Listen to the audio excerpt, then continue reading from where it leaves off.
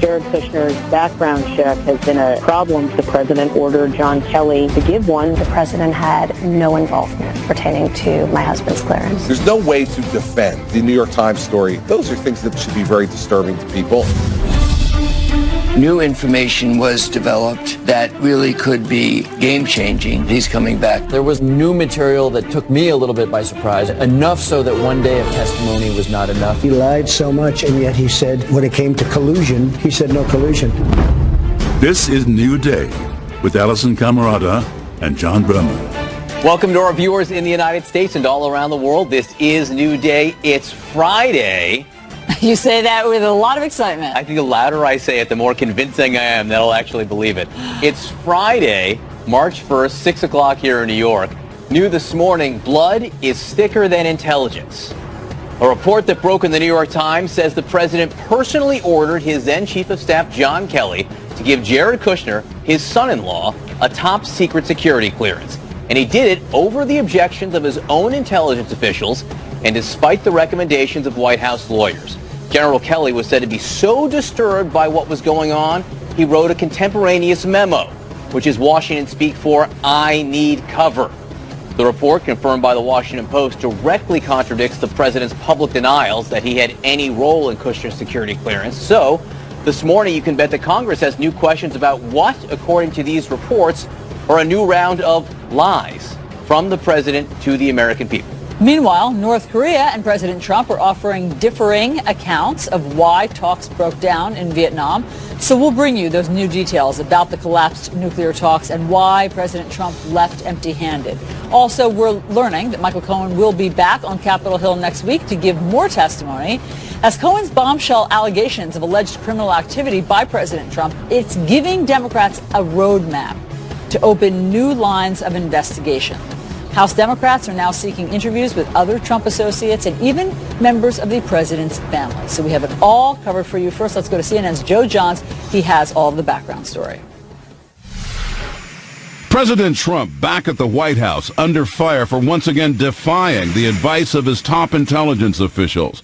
The New York Times reports that the president demanded his son-in-law and top advisor Jared Kushner be granted a top secret security clearance last year, despite objections of intel officials and even his White House lawyer.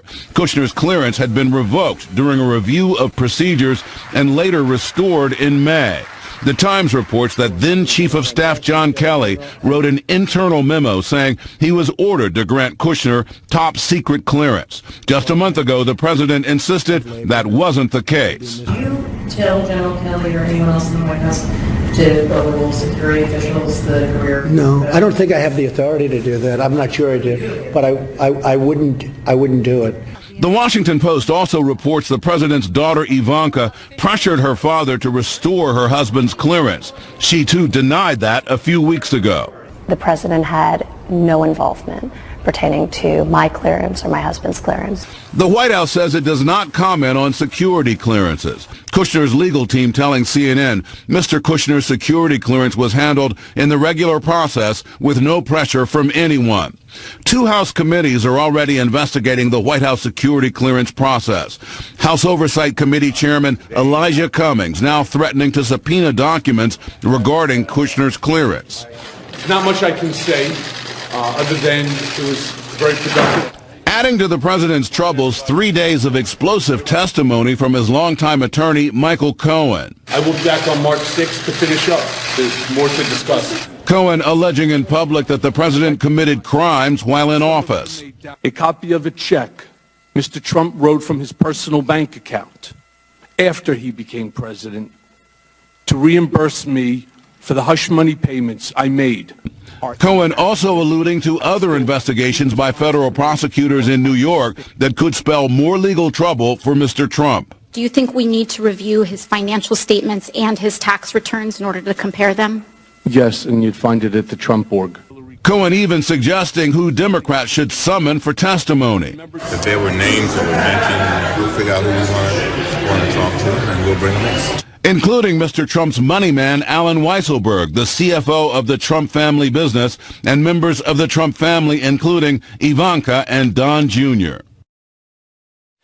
All right, want to bring in Samantha Vinograd, former senior advisor to the National Security Advisor under President Obama, Phil Mudd, former FBI senior intelligence advisor, and John Avlon, CNN senior political analyst who is intelligent. So there is that connection between all three of them. I think there are three major questions raised by this New York Times story. Number one, why was Jared Kushner consistently denied the security clearance? Number two, what was the president doing and why did he overrule all his intelligence officials and his lawyers inside the White House? And number three, the issue of, once again, based on these reports, the president is once again lying to the American people about this. So let's just start with the intelligence matter. What and why is someone denied a top secret security clearance? Jared Kushner was like the #1 draft pick for Foreign Intelligence Services from the day that he walked into the White House, right? He had access to President Trump, influence over policy, and the inexperience or the hubris to lead him to really make himself vulnerable to foreign manipulation. We then found out that he had a series of manipulation points. He lied on his security clearance form. He has relatively suspicious financial dealings, and he may have been susceptible to undue influence by foreign intelligence services. What that means is that investigators took a step back and said, we cannot say that Jared Kushner can be trusted with classified information.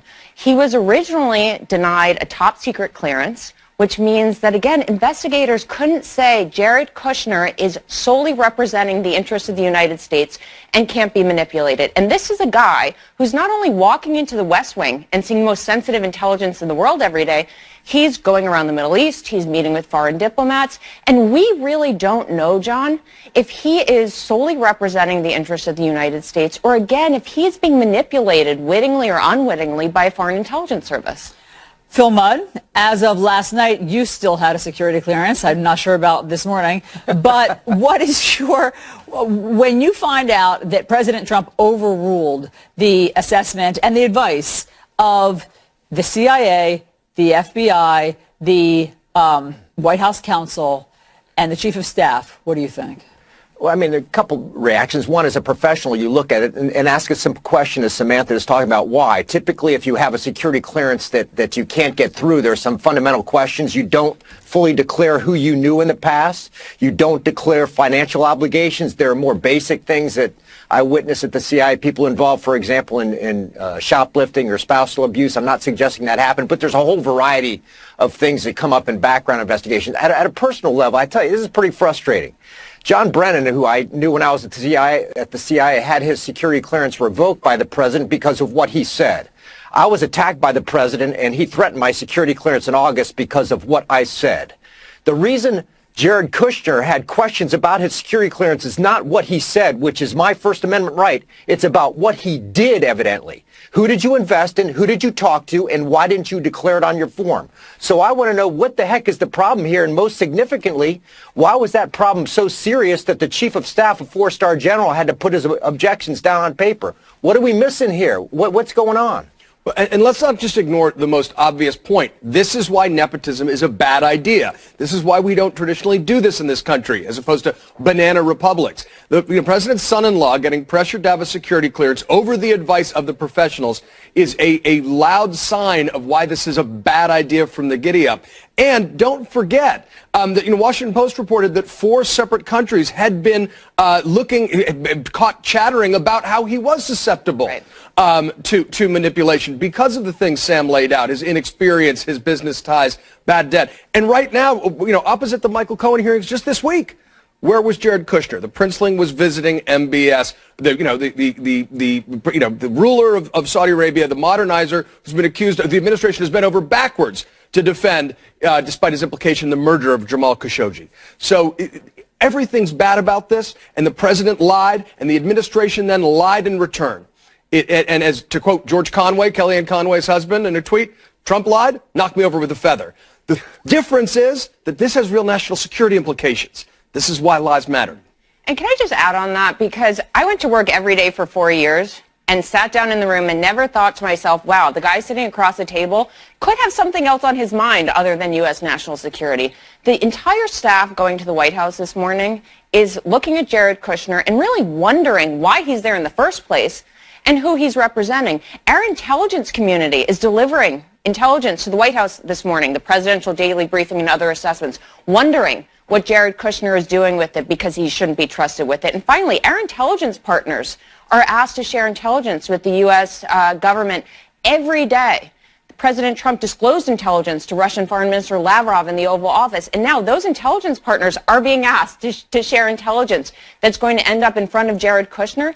I wonder how much people are going to keep sharing with the U.S. government and how comfortable everybody in the government is going to be just having basic conversations in front of Kushner at this point. Clearly, President Trump knows that he did something that he didn't want to disclose because he is lying about it. So he's not owning the fact that he overruled his White House counsel and chief of staff and CIA and FBI. So on January 31st, less than a month ago, Maggie Haberman sat down with the president and asked him about this. Listen to this moment.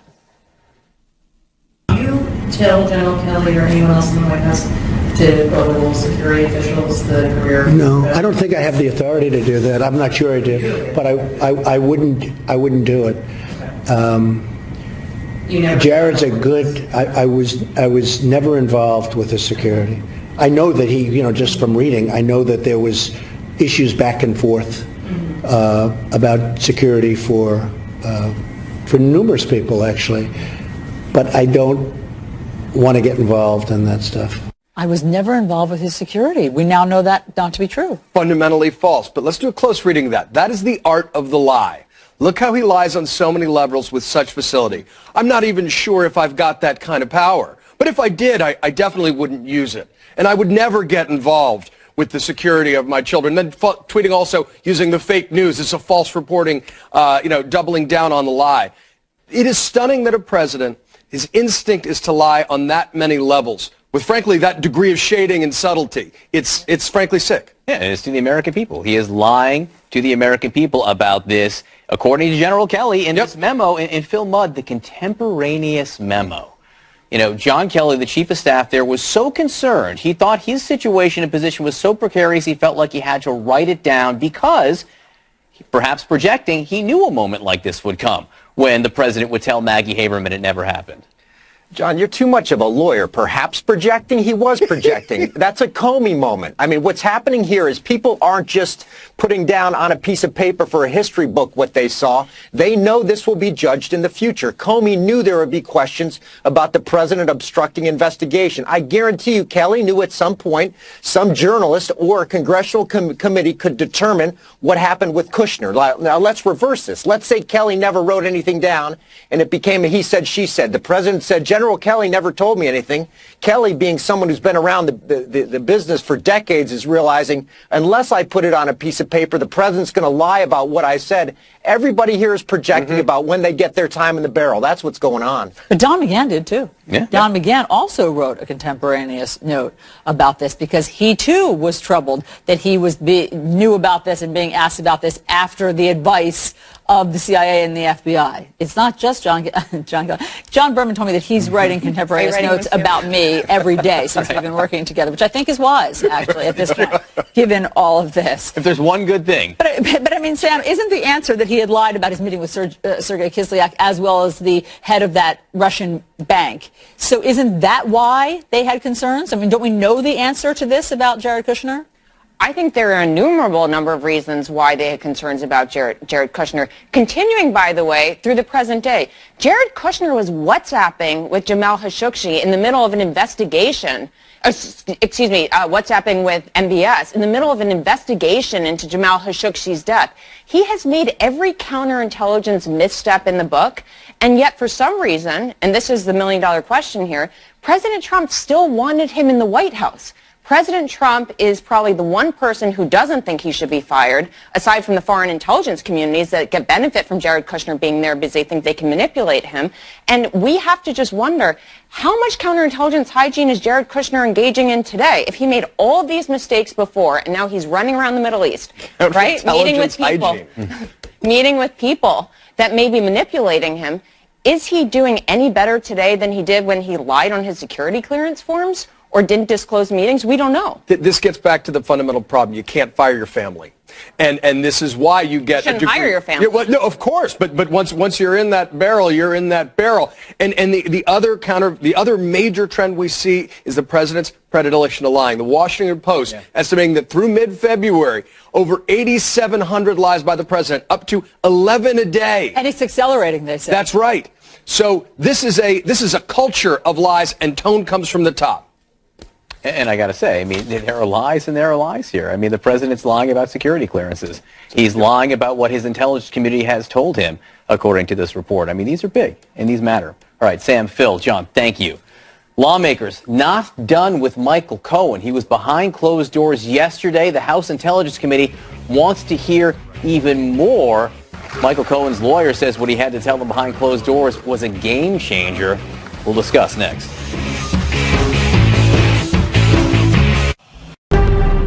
President Trump's former longtime attorney, Michael Cohen, will return to Capitol Hill next week for more testimony. This is after 3 days of testimony this week. Yesterday, it was behind closed doors for 8 hours with the House Intelligence Committee. Here's what Cohen's lawyer says about why he needs to come back. Today, new information was developed that really could be game-changing, and Chairman Schiff and everybody in the room who wasn't a partisan Republican praised him for his honesty and forthrightness, and the development of this new information is the reason that he's coming back next Wednesday. Oh, boy. House Democrats are now eyeing more investigations, even considering summoning more witnesses, including the president's family. So let's talk about all of this. We have Ellie Honig and Jennifer Rogers, both former federal prosecutors, and Jackie Kucinich, the Washington bureau chief for the Daily Beast.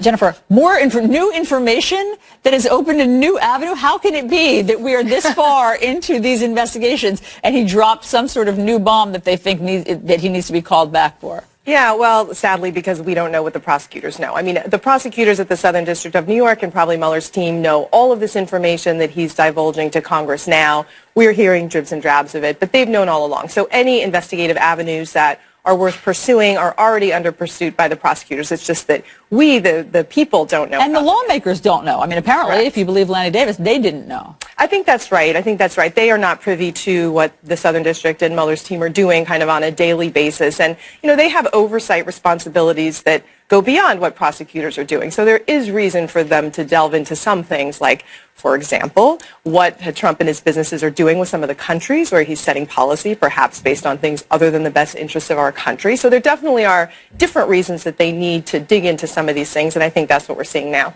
And one of the key phrases you just threw out there was, if you believe Lanny Davis. And I do want to say Davis is often out there as much as a political advocate than as a legal advocate. Yeah. So we have to wait and see. We have to hear what the members of Congress say. They did say yesterday, I was listening to all of them come out on our shows last night, say they heard new things. They did hear new things. And Jackie, now we know they want new hearings. Right. I mean, not just Cohen back next week, but Alan Weisselberg, the CFO of the Trump Organization. A couple committees are fighting over him. Felix Sater is coming in. And then there's the talk of should we or should we not have the president's family come in. Well, right. And they want to stretch this out. They want to be talking about this. As long as they possibly can, and to have new information. And one of the things I think it's important to stress, these lawmakers aren't just taking Michael Cohen's word for it. He is bringing documentation. That's one of the reasons he's coming back, because they're digging through more documentation from Michael Cohen. So it's not just, not just saying, oh, wow, that's great. Let's use that as gospel. One of the things that's going to be tough for them, though, is how far can they go without getting themselves into an impeachment discussion. Because, as you pointed out during the break, they're talking a lot about crimes. At what point do you need to kind of pull the Band-Aid off? Right now, what you're hearing leaders say is wait for the Mueller report. We're waiting for the Mueller report. We're waiting for the Mueller report. Well, once that report comes out, and once there's a fight over how much of it is actually made public, what then? But I think that this is why it's complicated, because if the Mueller report is focused on Russian collusion and doesn't connect the dots and can't connect the dots, but Michael Cohen has laid out all of these various crimes, from tax fraud to defrauding a charity to bank fraud. These are crimes. So then what does Congress do about that? Yeah, well, I think up until now it's been Robert Mueller, right? For the last 2 years, the person leading the investigative charge has been Robert Mueller, and only Robert Mueller. And I think we're in the process of a changing of the guard right now. And I think moving forward, it's going to be Congress, the House in particular, and the Southern District of New York.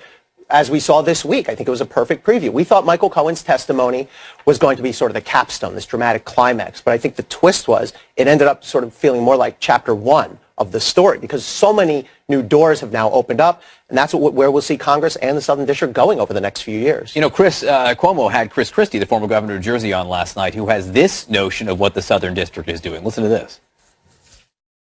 What they're doing, I'm confident, is building a case for two things. One, to go after those around the president who may have committed crimes. And two, to build a case, if they have one. I don't think they have one at the moment, but if they're trying to build one against the president for when he leaves office. Jennifer, trying to build a case to get the president once he leaves office. And Maggie Haberman last night was noting that there are a lot of people within Trump world who think that's the case. Well, I agree on most of it. I disagree that they don't have a case yet. I mean, they have the campaign finance case. That is wrapped up with a bow. They could charge that tomorrow if not for the DOJ guidance. I also think that, they are working to build a case. We may see some charges against other people in the Trump orbit, including maybe some of the kids, depending on the evidence. And, they may not wait, in the sense that they may lobby DOJ to see if they're allowed to bring an indictment. I think the answer is going to be no, but saying the Southern District is just sitting back and they're happy to wait to see what the outcome of the election is and whether he's elected again and when they could bring their case, I'm not sure that's right. The name Alan Weisselberg has come up quite a few times this week, and he seems like the linchpin in terms of having been at the Trump Organization since Fred Trump, Donald Trump's father. He knows, he knows where the bodies are buried. That's the expression that people keep using. He knows about every signed check. Yeah. And so, of course they're going to call him, but he has limited immunity. What does that mean? So he's an obvious person to call, right? Michael Cohen invoked his name over and over again the other day. He's the financial gatekeeper. So he has immunity, limited immunity. And that's when a prosecutor says, I need your testimony. I can't have you invoking the Fifth. So we're not going to use your testimony on this limited subject to prosecute you later. Okay, so now if he's going to testify more broadly, and it seems clear that he is, he knows pretty much everything. I think one of the quotes was, he knew every dime that ever left the Trump org. He's going to need either broader immunity or he's going to need to be a cooperator. But the limited immunity that he has right now will not carry him through. So without the broader immunity, he goes in and he pleads the Fifth. He'll take the Fifth. Yeah, we could see the person sitting at the congressional table. I take the Fifth. And the counter move then is to get him either blanket immunity for everything he says, or to have him cooperate and plead guilty. But Jennifer, quickly, the last point on this, the Southern District may not want him to get congressional immunity because that could be a problem in their investigation. That's right. We have to hope that there will be consultation there. It's not that they don't want him to have immunity necessarily, but they would certainly want to be in on those talks to make sure that whatever Congress gives him is okay with them in their investigation. That's been a problem in the past. It was in the 80s, and it was during the whole Iran-Contra investigation. Congress gave immunity before prosecutors, the independent counsel, wanted to, and that created some tension there. Politically speaking, again, Jackie, I'm just so interested in listening to Nancy Pelosi push off impeachment. She keeps on pushing off this notion. I don't want to talk about that. We're not there yet. There's got to be a different thing for that. And you have other people sort of pushing the ball forward every day. And they're running out of runway. There's an election coming up. Not coming up. It feels like it's coming up tomorrow, but it's not. You've 2020 less than 2 years away. Impeachment does take time.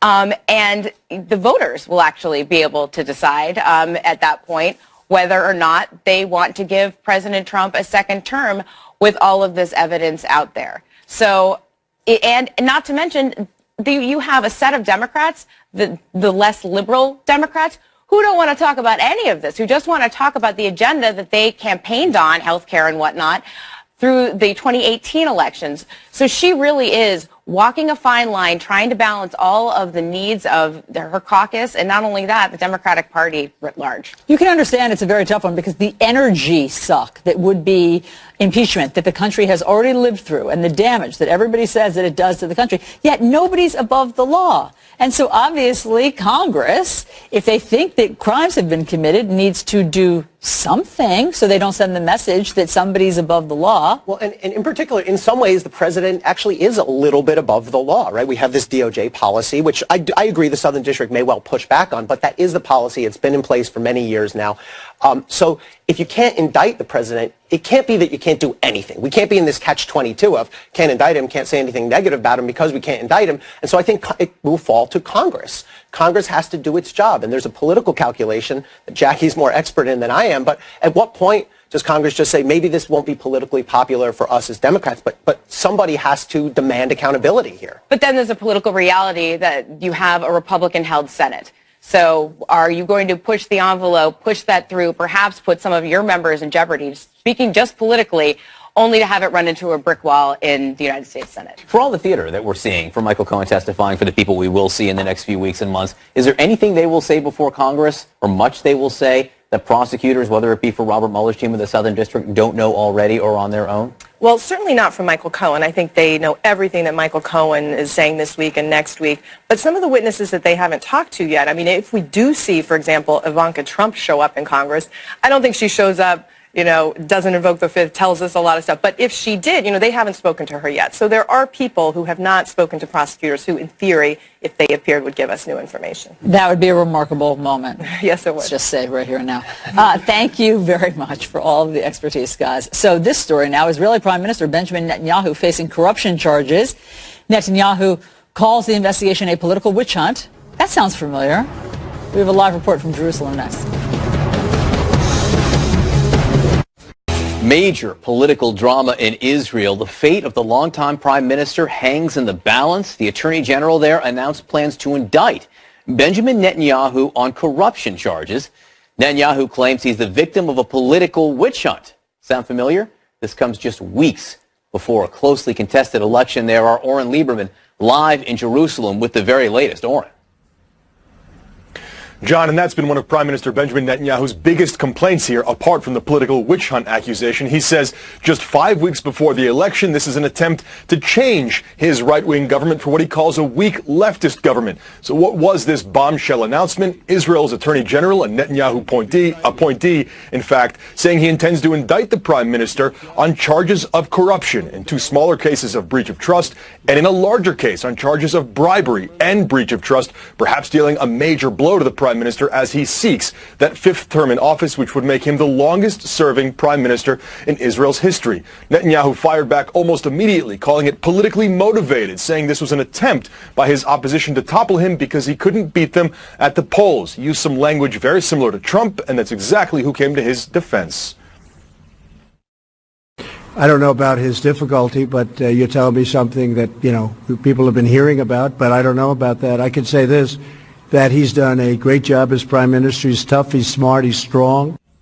Netanyahu is entitled to a hearing, but that likely won't be until at the earliest summer. So that's months after the election. The legal process will be slow. It will be drawn out. But John and Allison, this is now all about the political process. Netanyahu was leading. It looked like he had a pretty good chance, perhaps even a great chance to win the upcoming election and put together a government. Now we're waiting to see the election polls. How much of a blow has this announcement, this intent to indict the prime minister, dealt to him right before the elections here? Oren Lieberman, thank you very much for all of that reporting. So President Trump, of course, is facing growing legal jeopardy after Michael Cohen's explosive testimony. But what will Democrats do about it? And a new CNN original series looks at the Bush family, the Bush years, narrated by Ed Harris, premieres Sunday at 9 p.m. on CNN. Here's a look. Snow and a wintry mix already causing trouble for commuters in the Northeast. CNN meteorologist Chad Myers has our forecast. Yeah, it was snowing on my commute in, Chad. Little slick out there in some spots, all the way from D.C. to Philadelphia, not quite to Boston yet. But this is not the storm we're worried about. It comes in tonight. This is the storm down here where it's raining that will move into New York, Philadelphia, D.C., all the way into Boston, and all of Connecticut and Long Island, and make snow tonight. That's 3 a.m. tonight. Be home by then because the snow will be coming down. It still snows all night long, but really only for New York City between 2 and 4. You get north of New York City, we're talking 4 to 8, and these dark spots, yeah, that's almost 8 inches of snow. But another round of snow comes in on Sunday night, and by Monday, that 8 inches has now turned into 12 in some spots around Hartsfield and all the way into all the areas around Connecticut are going to see between 8 and 12. You talk about the cold air, it doesn't really get there until somewhere in the ballpark of Wednesday. So D.C., New York, you're still in the 30s, 40s, and even 50s by the weekend, but then all of a sudden next week we're back into winter. Spring, meteorological spring, John, is supposed to start today. I don't see it. No one told us about this, Chad. No one ran this by us to make sure it was okay. Right. All right, Chad, appreciate it. So this morning, a growing number of House Democrats say they have seen evidence that Donald Trump has committed crimes, including while in office. The question now, then, is what are they going to do about it? And that's clearly a tough question for the House Speaker, Nancy Pelosi. Would that be an impeachable offense? Well, I'm not going into that. Impeachment is a divisive issue in our country. And let us see what the facts are, what the law is. All right, joining me now, Ross Garber, a CNN legal analyst and an impeachment expert, and Paul Rosenzweig. He's a former senior counsel to Ken Starr when he was the independent counsel. And Ross, I want to start with you. What's the difference between what is a crime and what is impeachable? Yeah, so it's a good question. So there are crimes, and there are lots and lots and lots of crimes. In fact, I don't think anybody's ever been able to count the number of even just federal crimes. So lots of crimes. An impeachable offense under the Constitution is treason, bribery, or other high crimes and misdemeanors. And what that's traditionally meant is something that is incredibly serious, affecting the person's office, that sort of jeopardizes their ability to continue to serve. And it's such a high standard, we've actually never removed a president of the United States. It's a very, very high standard. You know, Gerald Ford in 1970, and by the way, this wasn't about Richard Nixon, it was about a Supreme Court justice. Gerald Ford said an impeachable offense is whatever a majority of the House of Representatives considers it to be at a given moment in history. That was his take in 1970. Paul, to you, of the things that are now out there and of the issues where we have now seen the evidence, what are the instances where you think there are perhaps impeachable crimes? Well, I would say not impeachable crimes, but impeachable activities. There are some activities the president's engaged in that are also potentially criminal conduct. For example, the violations of the tax laws that seem to have been at the heart of some of Mr. Cohen's testimony. But I think far more important for Congress to look at are those activities that aren't crimes but that are abuses of presidential authority. For example, trying to direct the acting attorney general to shut down an investigation of his own conduct. Potentially the story that we've just heard in the last couple of days about ordering the government to give a security clearance to someone who the government believed was a security risk, i.e. his son-in-law. There are a host of issues like that that involve President Trump's use of presidential authority in a way that abuses the trust of the office that are probably much more significant than the crimes that Mueller and the Southern District are investigating. Ross, you think there are a few separate buckets, 3 separate buckets that Congress ought to look at here. What are they? Yeah, well, I think there are a few kind of different separate buckets. And first, let me say with respect to what Paul just said, I think those generally aren't considered the kinds of impeachable offenses that we consider to have merit.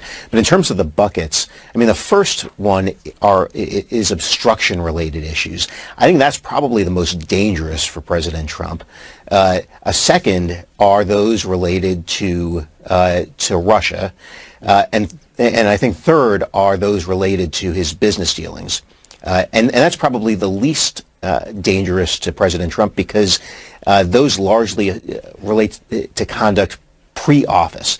Normally in impeachment we're talking about very serious misconduct, high crimes and misdemeanors while in office. I will say that in Paul's defense, if the Whitaker thing, if the president told Matt Whitaker to replace the person in charge of SDNY, he did it while he was in office, and that would fall within that obstruction bucket. Correct, Paul? Well, I agree. Also, I'm going to gently disagree with Ross.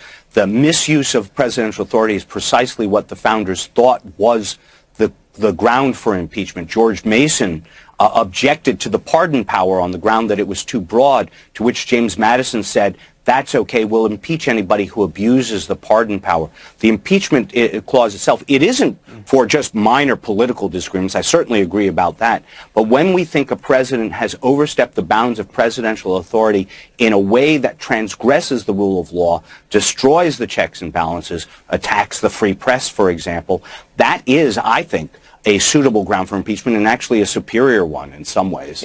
First, two questions quickly, Paul. Do you think we're there? I think we're close. I certainly think that it would not be outrageous for the House of Representatives to impeach. I certainly think that President Trump has engaged in conduct that is comparable to, if not more significant than Clinton's or Nixon's, and they were both impeached. So the second follow-up to that is, do you think there is a political stigma, too much of a stigma, attached to the notion of the impeachment process? Not removal from office, remember, because the impeachment process is actually different than the ultimate consequence of that. But do you think there's too much of a stigma around the impeachment process? I actually think it's a salutary process. I think that the right thing to do right now is exactly what the Congress has started doing, which is examining the issues for itself, not relying on Robert Mueller, and deciding for itself whether or not the president has transgressed. And Ross, are there powers that an official impeachment process would give Congress that they don't have now? And also, what are the risks? I'm talking to two lawyers here, and impeachment is an inherently political process. So the risks, Ross, are political here. But what are the biggest risks you see for Democrats?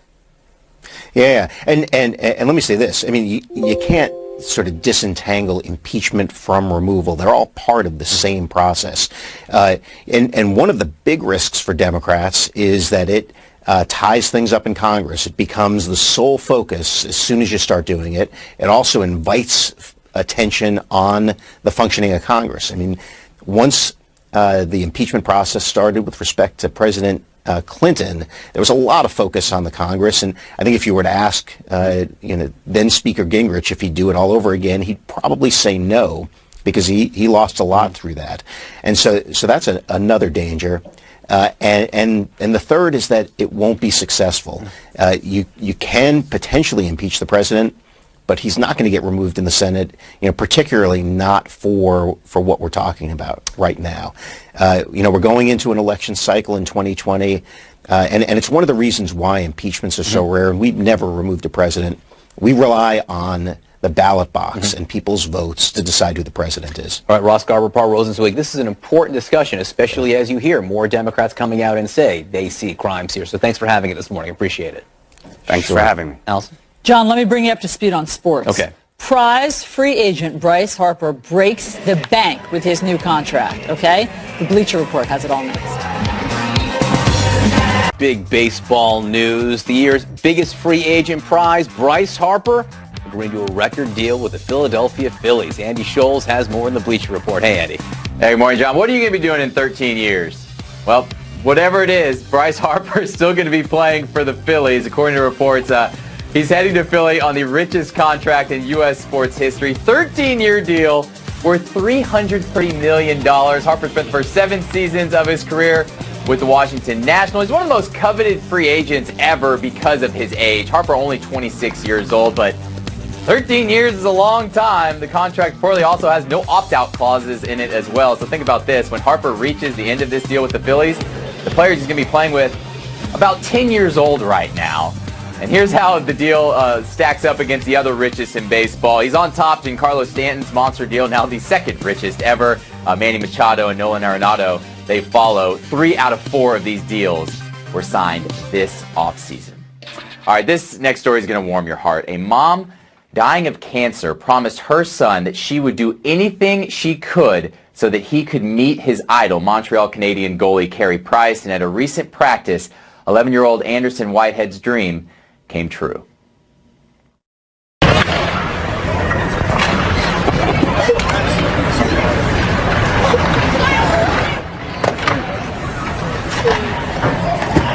And Anderson was just overcome with emotion when meeting Price, who gave him a big hug. Wow. Anderson's mom, Laura McKay, unfortunately passed away from cancer before she was able to make this happen. But with the help of some friends, they were able to arrange it. And Price giving Anderson 2 signed sticks, a signed puck, a signed jersey, but more importantly, that big hug. And I tell you what, Allison, definitely a moment Anderson's never going to forget. And That right there is what sports is all about.